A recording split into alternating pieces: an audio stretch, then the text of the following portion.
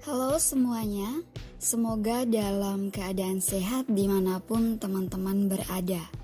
Jadi baik, di video kali ini kita akan membahas terkait dengan materi himpunan lanjutan, yaitu terkait dengan pembuktian proposisi perihal himpunan. Di sini dikatakan bahwa proposisi himpunan adalah argumen yang menggunakan notasi himpunan. Kemudian yang berikutnya lagi, proposisi dapat berupa yang pertama yaitu kesamaan. Contoh, ketika kita diminta untuk membuktikan A irisan terhadap B gabungan dari C, apakah sama dengan A irisan dari B atau A irisan dari C. Kemudian yang kedua terkait dengan implikasi, buktikan bahwa jika A irisan terhadap B sama dengan himpunan kosong dan A merupakan himpunan bagian dari himpunan B gabungan dari himpunan C, maka selalu berlaku bahwa A merupakan himpunan bagian dari himpunan C. Untuk yang pertama, ketika kita akan membuktikan terkait dengan kesamaan dan implikasi, ada 3 cara yang akan kita gunakan, yaitu yang pertama, kita akan menggunakan pembuktian dengan diagram Venn, yaitu misal terdiri dari 3 buah himpunan, ada himpunan A, ada himpunan B, dan ada himpunan C. Buktikan bahwa A irisan terhadap B gabungan dari C, apakah sama dengan A irisan terhadap B atau A irisan terhadap C. Kita perhatikan di sini sudah ada penyelesaiannya terkait dengan diagram Venn, di mana untuk A irisan terhadap B gabungan dari C, model gambarnya adalah seperti yang sudah ditampilkan untuk himpunan A, kemudian untuk himpunan B itu saling beririsan. Lalu himpunan B juga merupakan gabungan dari himpunan C, maka juga beririsan sehingga A beririsan terhadap himpunan C. Kita lihat yang persamaan sebelah kanan. Untuk A merupakan irisan dari himpunan B atau A merupakan irisan dari himpunan C.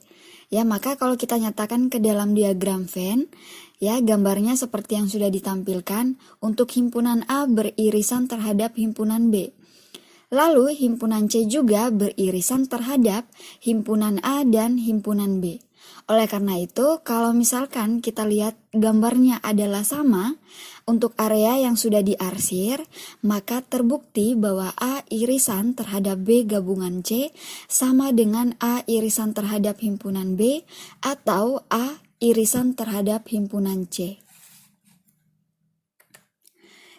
Di sini ada 3 bagian yang perlu kita ketahui. Yang pertama, diagram Venn hanya dapat digunakan jika himpunan yang digambarkan tidak banyak jumlahnya. Kemudian bagian yang kedua, metode ini akan mengilustrasikan ketimbang membuktikan fakta. Ya, jadi kita di sini akan berpikir bagaimana caranya untuk kita menyatakan persamaan tersebut ke dalam bentuk diagram Venn. Kemudian yang ketiga, diagram Venn tidak dianggap sebagai metode yang valid untuk pembuktian secara formal. Di sini untuk cara yang kedua, kita akan menggunakan pembuktian dengan menggunakan tabel keanggotaan. Ya, kalau misalkan teman-teman masih mengingat di materi terkait dengan logika, ya di sana kita menggunakan tabel kebenaran. Ya, kalau di himpunan itu kita menggunakan tabel keanggotaan. Misalkan himpunan A, B, dan C, buktikan bahwa A irisan terhadap B gabungan dari C, apakah sama dengan A irisan dari B atau gabungan dari A irisan terhadap himpunan C. Kita lihat ya, hal yang pertama adalah kita menuliskan untuk tabel keanggotaannya terdiri dari 3 buah himpunan, yaitu himpunan A, himpunan B, dan himpunan C, di mana untuk anggotanya himpunan A itu Nolnya sebanyak 4 kali dan 1 sebanyak 4 kali atau terdiri dari 8 baris.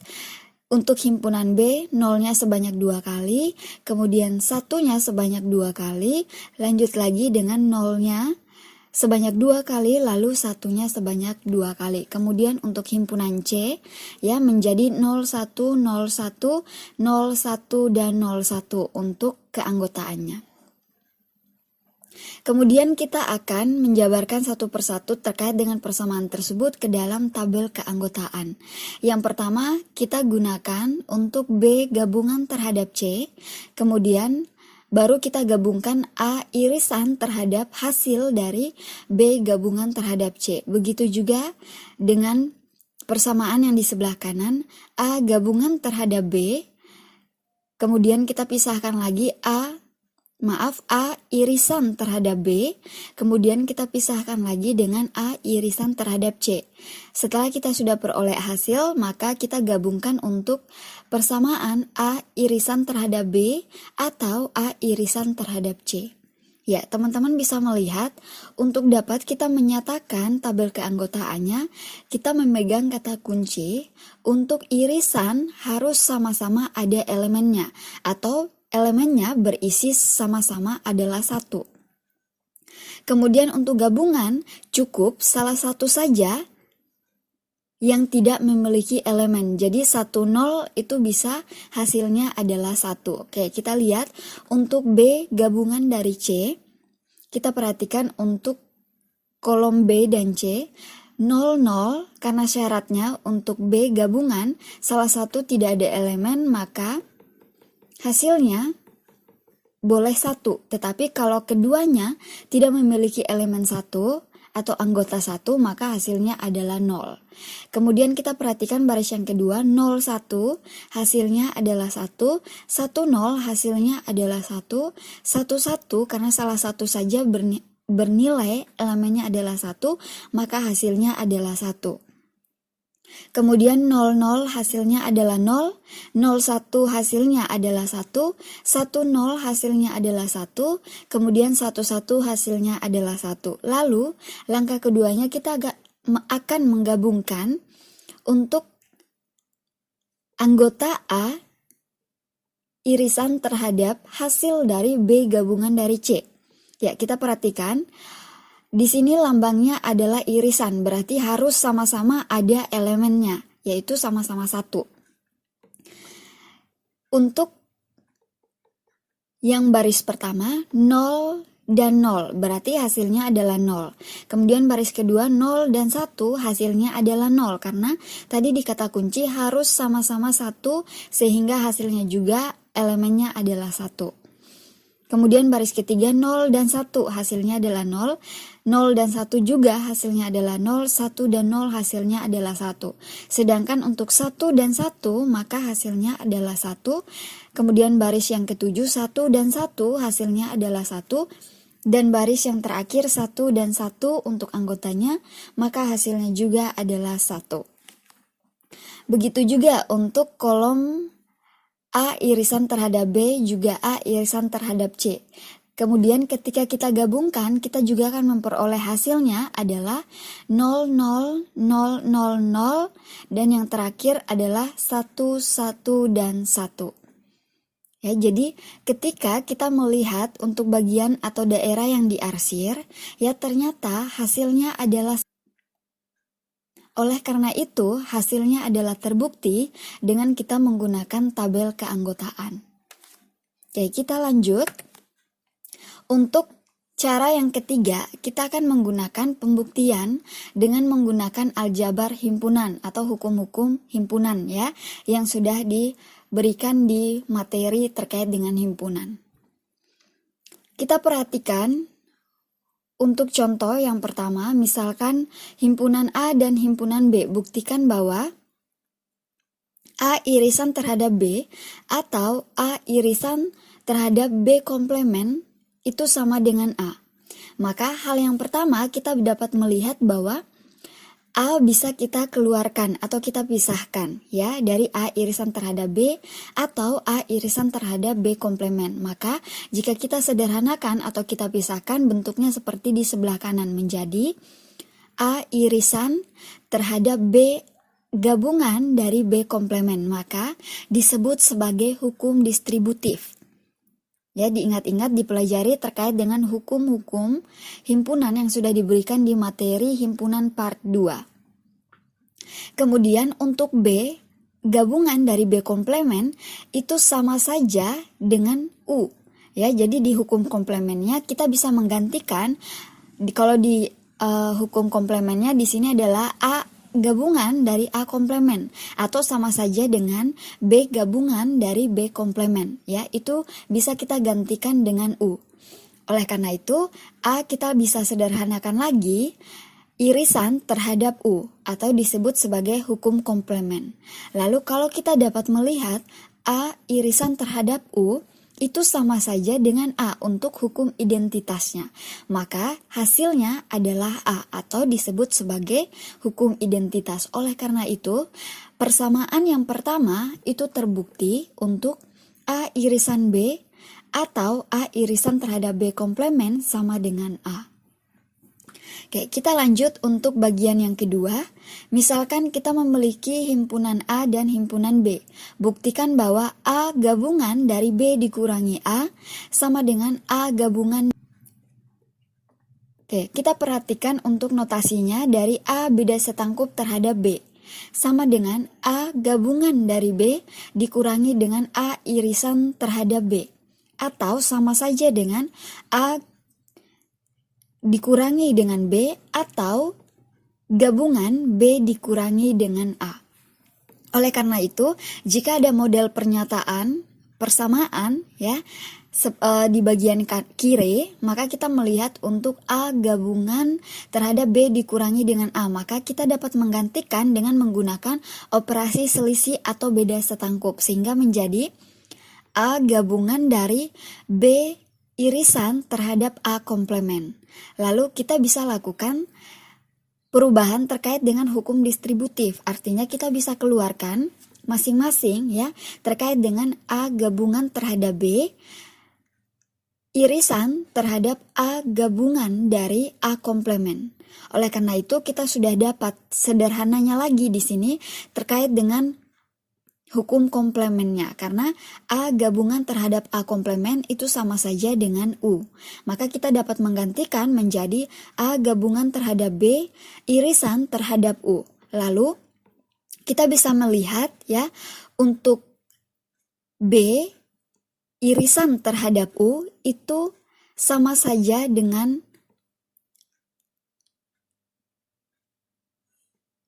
A. Sehingga menjadi hukum identitas ya. A gabungan dari B. Oke, kita lanjut terkait dengan contoh yang ketiga. Buktikan bahwa untuk sebarang himpunan A dan B, yang pertama A gabungan dari A komplement irisan terhadap B. Apakah sama dengan A gabungan dari B? Kita lihat. Untuk pembuktian yang pertama, A merupakan gabungan dari A komplement irisan terhadap B. Sama saja dengan kita menggunakan hukum distributif, ya. Itu A gabungan dari A komplement, kemudian kita gunakan irisan terhadap A gabungan dari B. Oleh karena itu, kita sudah memperoleh untuk hukum komplementnya A gabungan terhadap A komplement, maka sama dengan U irisan terhadap A gabungan dari B. Ya, di sini sudah merupakan persamaan dari hukum komplement. Oleh karena itu, kita juga dapat menggunakan hukum identitas untuk A irisan terhadap U. Oleh karena itu, kita dapat menggunakan hukum identitasnya adalah A gabungan terhadap B. Sehingga dikatakan sebagai hukum identitas atau persamaan tersebut adalah terbukti. Dual dari persamaan yang kedua. Untuk A merupakan irisan dari A komplemen atau B sama dengan A irisan dari A komplemen atau A irisan terhadap B. Ya, kita menggunakan hukum distributif di sini di mana kita menjabarkan kembali, ya kita menuliskan secara lengkap dengan menggunakan hukum distributif. Nah, kita sudah menemukan untuk hukum komplemennya, ya di mana kalau A irisan terhadap A komplemen itu dapat kita tuliskan sebagai himpunan kosong. Sehingga kita dapat lanjutkan gabungan terhadap A irisan terhadap B. Sehingga dapat dilihat persamaan tersebut menjadi himpunan komplemen. Kemudian kita sudah dapat menyederhanakan lagi ya untuk himpunan kosong gabungan terhadap A itu sama saja dengan A. Sehingga A merupakan irisan terhadap himpunan B atau kita dapat menyebutkan sebagai hukum identitas. Oke, di sini ada contoh yang sama juga terkait dengan himpunan bagian dari himpunan semesta atau U. Diminta untuk menuliskan hasil dari operasi beda setangkup, ya, atau selisih. Untuk yang pertama, A beda setangkup terhadap U. Kita perhatikan untuk penyelesaiannya A beda setangkup terhadap U, maka sama saja dengan A dikurangi dengan U, gabungan dari U dikurangi dengan A. Ya, diingat di hukum-hukum himpunan itu sudah diberikan terkait dengan notasi dari beda setangkup. Kemudian kita menggunakan definisi operasi selisih ya terkait dengan A dikurangi U itu sama saja dengan himpunan kosong. Kemudian U dikurangi dengan A itu sama saja dengan A. Maka untuk himpunan kosong gabungan terhadap A itu kita menggunakan hukum identitas yaitu sama saja sebagai A komplemen. Ya, begitu untuk bagian B dan juga bagian C. Ya, teman-teman bisa untuk membaca kembali, kemudian dituliskan kembali, lalu dilakukan penguraian terhadap pernyataan atau contoh yang sudah diberikan. Oke, di sini juga untuk contoh berikutnya terkait dengan hubungan hukum aljabar ya.